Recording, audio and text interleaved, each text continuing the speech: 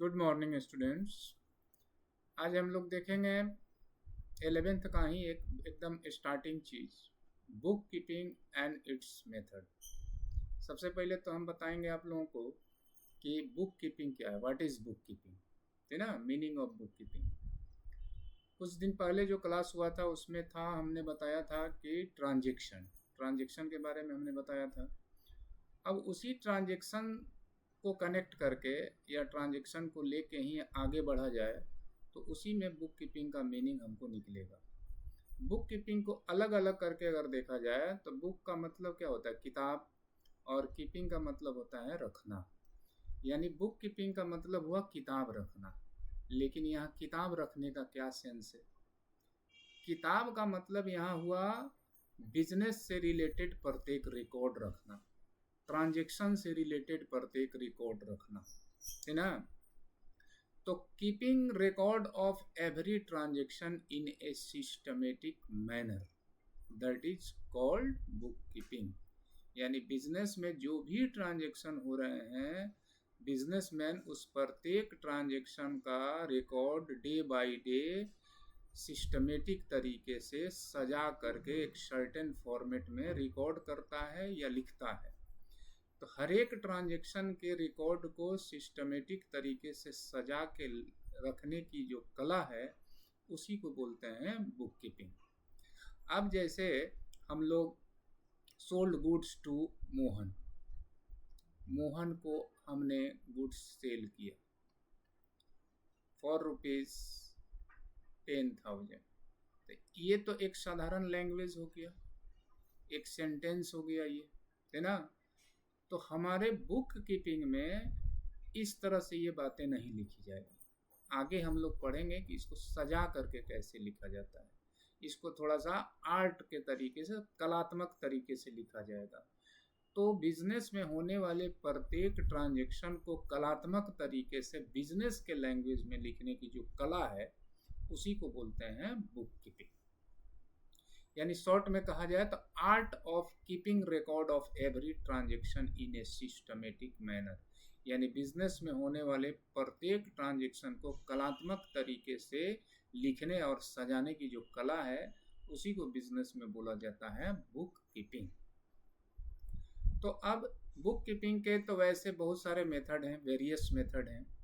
Indian accounting system है, cash accounting system है, single entry system है। थोड़ा थोड़ा इसके बारे में हम लोग जान लेते हैं। इंडियन अकाउंटिंग सिस्टम एक बिजनेस में टेम्पोररी सिस्टम है जिसका यूज लोकल बिजनेसमैन, छोटे बिजनेसमैन अपने यहाँ होने वाले प्रत्येक ट्रांजेक्शन के रिकॉर्ड को रखने के लिए करते हैं, है ना। इसका यूज बहुत छोटे बिजनेसमैन करते हैं। इनका कोई आइडियल सिस्टम नहीं है।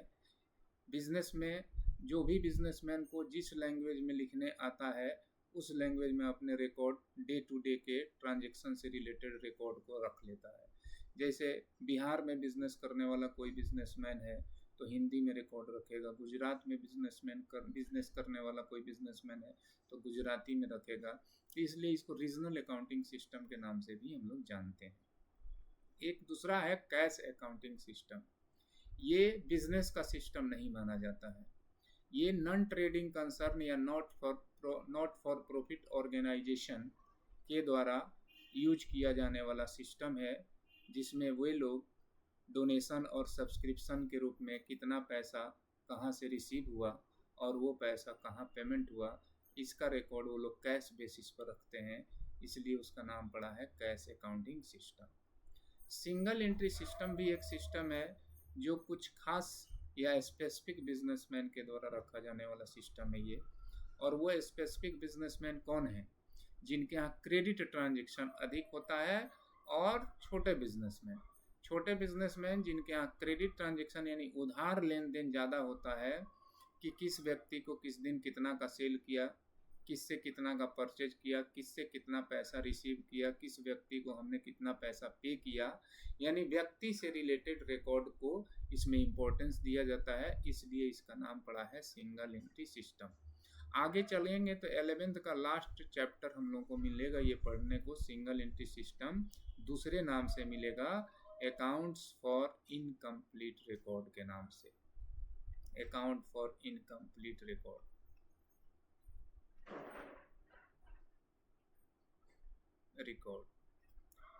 अभी हमारा सारा फोकस होगा बुक कीपिंग के सबसे मेन सिस्टम पर, डबल एंट्री सिस्टम, है ना। Double entry system book keeping का एक ऐसा मेथड या सिस्टम है जो इस कॉन्सेप्ट पर काम करता है कि each transaction have at least 2 aspects, यानी प्रत्येक ट्रांजेक्शन में कम से कम 2 पक्ष इन्वॉल्व होते हैं और उसको 2 जगहों पर लिखा जाएगा। तो कोई भी ट्रांजेक्शन होगा उसमें टू एस्पेक्ट यानी 2 पक्ष इन्वॉल्व होंगे और उसको 2 जगहों पर लिखा जाएगा, एक डेबिट और दूसरा क्रेडिट। तो डेबिट और क्रेडिट तो हम लोग सीखेंगे और अकाउंट्स में तो हम लोग डेबिट क्रेडिट ही सीखने वाले हैं, लेकिन अभी उस डेबिट क्रेडिट पर हम उतना फोकस करेंगे नहीं। हम इस सिस्टम के कॉन्सेप्ट को बताना चाहते हैं कि डबल एंट्री सिस्टम सबसे पॉपुलर सिस्टम क्यों है, क्योंकि इसका जो कॉन्सेप्ट है एकदम यूनिवर्सल ट्रूथ पर बेस्ड है, एकदम यूनिवर्सल यानी एकदम 100% सच बात पर आधारित है। क्योंकि इस सिस्टम का यही मानना है कि कोई भी ट्रांजेक्शन हो, छोटा हो बड़ा हो, मिनिमम 2 एस्पेक्ट तो इन्वॉल्व होंगे ही, क्योंकि ट्रांजेक्शन का तो मतलब ही होता है लेन देन, लेना देना। सोचने वाली बात है कि लेना देना तो तभी ना पॉसिबल होगा जब एक हाथ लेने के लिए बढ़े, तब जब दूसरा हाथ देने के लिए बढ़ेगा। यानी कोई भी चीज का एक्सचेंज यानी ट्रांजेक्शन तभी पॉसिबल होगा जब कोई लेगा, तब कोई लेगा जब कोई देगा, है ना। यानी रिसीवर के साथ गिवर का कॉम्बिनेशन और गिवर के साथ रिसीवर का कॉम्बिनेशन जब तक बनेगा नहीं, जब तक इस तरह के दोनों पार्टी मिलेंगे नहीं, तब तक कोई ट्रांजेक्शन संभव ही नहीं है ना। इसलिए इस सिस्टम को ये बाकी चारों सिस्टम में सबसे आगे माना गया, सबसे पॉपुलर माना गया, सबसे एग्जैक्ट और एक्यूरेट माना गया, ठीक है। और इस डबल एंट्री सिस्टम के एक्यूरेसी के कारण ही, एक्यूरेसी इसका बना कैसे, इसके कॉन्सेप्ट से बना, और इसके एक्यूरेसी के कारण ही ऑल ओवर वर्ल्ड के बिजनेसमैन, चाहे छोटे भी हों और चाहे बहुत बड़े बिजनेसमैन भी हों, सब लोग इसी डबल एंट्री सिस्टम का यूज करते हैं, है ना। इतने पॉपुलर सिस्टम की शुरुआत कब हुई? 1494 ईस्वी में। और किसने इसका आविष्कार किया? लुकास पेसिवली ने, है ना। इसलिए अगर हम कहें कि फादर ऑफ बुक कीपिंग कौन है, तो लुकास पेसिवली, जिन्होंने 1494 ईस्वी में इसके कॉन्सेप्ट को दिया। इन्होंने एक बुक पब्लिश किया था द कंप्यूटेस्ट स्क्रिप्चर नाम से। उसमें ही इन्होंने बताया था कि डबल एंट्री सिस्टम एक बिजनेसमैन के लिए एक टॉपिक जोड़ दिया उन्होंने उसमें, कि अगर बिजनेसमैन इस डबल एंट्री सिस्टम के द्वारा अपने रिकॉर्ड को मेंटेन करते हैं तो उनमें एक्यूरेसी रहेगी, उनके हिसाब किताब में जो है शुद्धता रहेगी। शुद्धता का मतलब कि एक्यूरेसी रहेगी, गलती होने की संभावनाएं कम रहेंगी, क्योंकि उसकी एक्यूरेसी कई अलग अलग स्टेप में चेक करने का भी साधन इस डबल एंट्री सिस्टम में है। अब डबल एंट्री सिस्टम में जो है ये कॉन्सेप्ट कि हर एक ट्रांजेक्शन के 2 एस्पेक्ट होंगे और उसको 2 जगहों पर लिखा जाएगा, एक डेबिट और दूसरा क्रेडिट। तो सबसे पहले तो हम जो इतना बोल रहे हैं कि ये एक्यूरेट सिस्टम है, परफेक्ट सिस्टम है, एकमात्र कोई भी ट्रांजेक्शन लेकर के अगर हम इसको चेक कर लें तो ये प्रूव्ड हो सकता है कि रियल में ये परफेक्ट सिस्टम है कि नहीं, या इसका कॉन्सेप्ट सही है कि नहीं। जैसे परचेज फर्नीचर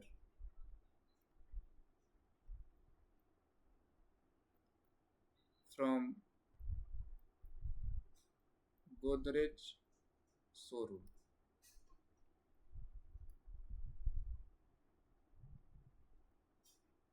फॉर ₹10,000, यानी हम ही अपने पर मान के बताते हैं कि हमने फर्नीचर खरीदा गोदरेज शोरूम से, कितने का? 10,000 रुपये का। अगर हम इसको किसी भी एंगल से चेक करें तो इसमें हमको दो एस्पेक्ट मिनिमम इन्वॉल्व होंगे ही, दो एस्पेक्ट हम पाएंगे। अब जैसे एक हम हुए, यानी जो भी खरीद रहा है, हम हो आप हो कोई भी हो, कोई भी खरीद रहा है गोदरेज शोरूम से, तो एक तो वो पार्टी हुआ जो परचेज कर रहा है, और एक पार्टी वो हुआ गोदरेज शोरूम जो सेल कर रहा है। तो कोई भी चीज का ट्रांजैक्शन तो तभी पॉसिबल होगा ना जब एक परचेजर होगा, और तब परचेजर होगा जब कोई सेलर होगा, यानी कोई वेंडर होगा।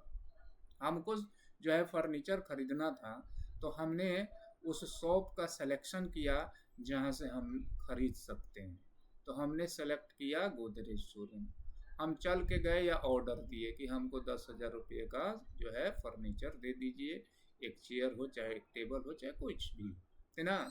तो एक गोदरेज शोरूम है जो हमको दे रहा है, गीवर है, और हम हैं जो इससे ले रहे हैं, है ना।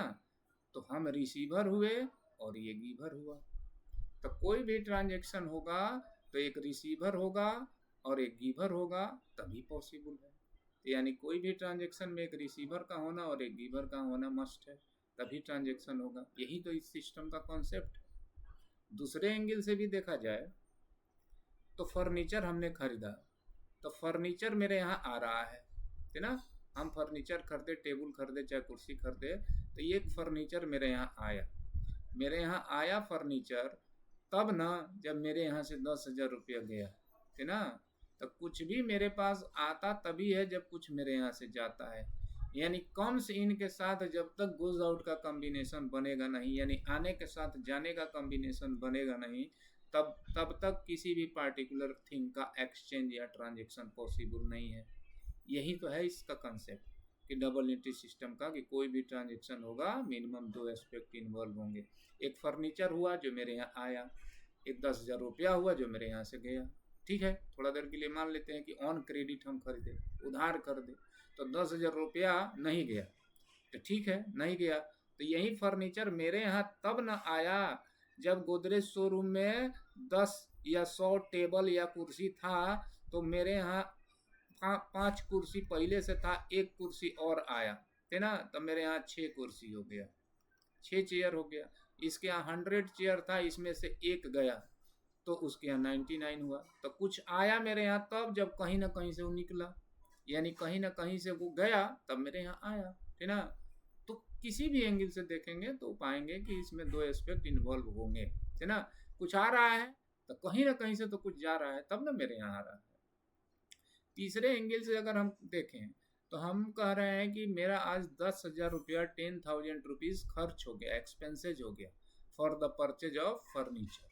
तो मेरा जो एक्सपेंसेज बना 10,000, मेरा जो एक्सपेंसेज हुआ वो इसी सोसाइटी में, इसी मार्केट में गोदरेज शोरूम है उसका इनकम बना, है ना।